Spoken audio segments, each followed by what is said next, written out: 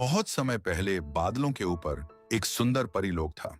वहां की राजकुमारी अन्वी अपनी दयालुता और मुस्कान के लिए पूरे परीलोक में प्रसिद्ध थी।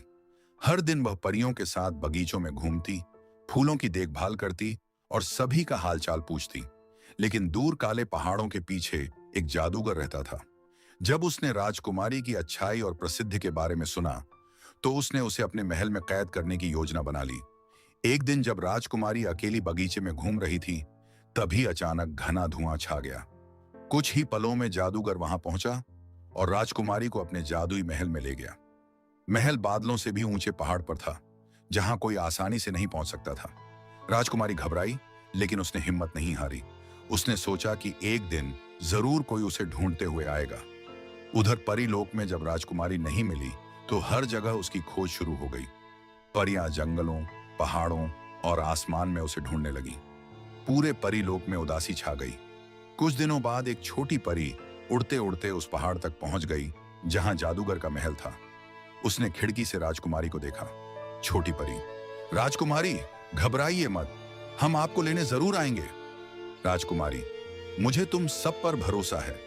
छोटी परी तुरंत परीलोक वापस उड़ गई और रानी परी को सारी बात बता दी। रानी ने सभी परियों को इकट्ठा किया और कहा कि अब समय आ गया है अपनी राजकुमारी को वापस लाने का। क्रमशः अगले ही दिन सभी परियां जादूगर के महल के बाहर पहुंची। उन्होंने लड़ाई नहीं की। वे शांति से जादूगर से मिलने की अनुमति मांगने लगी। जादूगर महल से बाहर आया और हैरानी से बोला, तुम सब मुझसे डरती क्यों नहीं? रानी परी ने शांत स्वर में कहा, हम लड़ने नहीं आए हैं, हम अपनी राजकुमारी को वापस ले जाने आए हैं। किसी को कैद करके कभी सच्ची खुशी नहीं मिलती। जादूगर कुछ देर तक चुप रहा। उसने पहली बार महसूस किया कि परी लोक की परियां उससे नफरत नहीं कर रही थी, बल्कि उसे सही रास्ता दिखा रही थी। उसी समय राजकुमारी अन्वी भी महल से बाहर आई। राजकुमारी, अगर आप सच में बदलना चाहते हैं तो मुझे जाने दीजिए। मैं वादा करती हूं कि हम आपको अपना दुश्मन नहीं मानेंगे। राजकुमारी की बात सुनकर जादूगर का मन बदल गया। उसने महल का दरवाजा खोल दिया और बोला, आज से मैं किसी को कभी कैद नहीं करूंगा। सभी परियां खुशी से झूम उठी। वे राजकुमारी अन्वी को अपने साथ परीलोक वापस ले गईं। पूरे परीलोक में खुशियां मनाई गईं।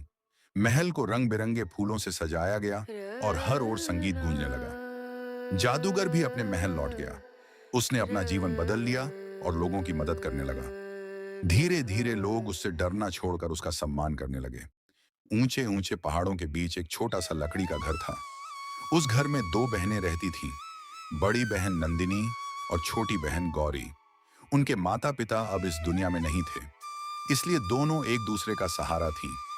हर सुबह दोनों पास के झरने से पानी लाती, बगीचे में सब्जियां उगाती और जंगल से सूखी लकड़ियां इकट्ठी करती। उनका जीवन साधारण था, लेकिन वे हमेशा खुश रहती थीं। एक दिन पहाड़ों पर भयंकर बारिश शुरू हो गई। रास्ते बंद हो गए और तेज हवा चलने लगी। तभी उनके घर का दरवाजा खटखटाया। नंदिनी ने दरवाजा खोला। बाहर एक बूढ़ा यात्री भीगता हुआ खड़ा था। बूढ़ा, बेटियों, क्या मैं आज की रात यहां रुक सकता हूं? बाहर बहुत तूफान है। नंदिनी, जरूर बाबा, आइए अंदर। गौरी ने तुरंत चूल्हे में आग जलाई और गर्म सूप बना दिया। दोनों बहनों ने मेहमान को खाना खिलाया और आराम करने की जगह दी। सुबह मौसम साफ हो गया। बूढ़े ने मुस्कुराकर कहा, तुम दोनों का दिल बहुत बड़ा है। हमेशा मिलजुल कर रहना, यही तुम्हारी सबसे बड़ी ताकत है। कुछ दिनों बाद पहाड़ों पर घूमने आए लोगों को दोनों बहनों के घर का सुंदर बगीचा और उनका प्यार भरा व्यवहार बहुत पसंद आया।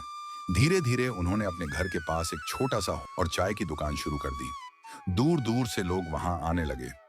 कुछ ही वर्षों में दोनों बहनें पूरे इलाके में अपनी मेहनत, ईमानदारी और मेहमान नवाजी के लिए प्रसिद्ध हो गईं। उनका छोटा सा पहाड़ी घर खुशियों से भर। छोटे से गांव में गौरी नाम की एक गरीब लड़की रहती थी। वह अपनी दादी के साथ एक छोटी सी झोपड़ी में रहती थी। गौरी बहुत दयालु और मेहनती थी। वह रोज जंगल से लकड़ियां लाती और उन्हें बेचकर अपना गुजारा करती थी। एक दिन जंगल में उसे एक छोटी सी घायल चिड़िया मिली।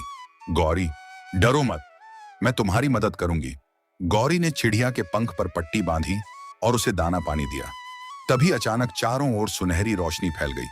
उस रोशनी से एक सुंदर परी प्रकट हुई। परी, गौरी, मैं परी लोक की रानी हूं। तुमने बिना किसी स्वार्थ के मेरी चिड़िया की जान बचाई है, इसलिए मैं तुम्हें परी लोक ले जाना चाहती हूँ। परी ने अपनी जादुई छड़ी घुमाई और दोनों पल भर में परी लोक पहुंच गए। वहां चारों ओर चमकते महल, रंग बिरंगे फूल और उड़ती हुई परियां थीं। लेकिन तभी एक छोटी परी रोते हुए आई। छोटी परी, रानी माँ, जादुई क्रिस्टल चोरी हो गया है। उसके बिना परी लोक की रोशनी खत्म हो जाएगी। रानी परी ने गौरी से मदद मांगी। गौरी ने बहादुरी से पूरे जंगल में खोज शुरू की। आखिरकार उसने एक लालची जादूगर की गुफा में वह जादुई क्रिस्टल ढूंढ लिया। जादूगर, यह क्रिस्टल अब मेरा है। गौरी, यह पूरे परी लोक की अमानत है, इसे वापस करना ही होगा। तभी रानी परी और बाकी परियां भी वहां पहुंच गईं। उन्होंने अपनी जादुई शक्ति से जादूगर का घमंड तोड़ दिया। जादूगर ने अपनी गलती मान ली और क्रिस्टल लौटा दिया। जैसे ही क्रिस्टल अपनी जगह रखा गया, पूरा परी लोक फिर से रोशनी से जगमगा उठा। रानी परी, गौरी, तुमने बहादुरी और सच्चाई का परिचय दिया है। रानी परी ने गौरी को एक जादुई फूल दिया। परी, जब भी तुम किसी की सच्चे दिल से मदद करोगी, यह फूल तुम्हारी हर मुश्किल आसान कर देगा। गौरी अपने गांव लौट आई। उसने उस जादुई वरदान का इस्तेमाल कभी अपने लिए नहीं किया, बल्कि हमेशा दूसरों की मदद की। धीरे धीरे उसका गांव खुशहाल हो गया और लोग उसे परी की दोस्त कहने लगे।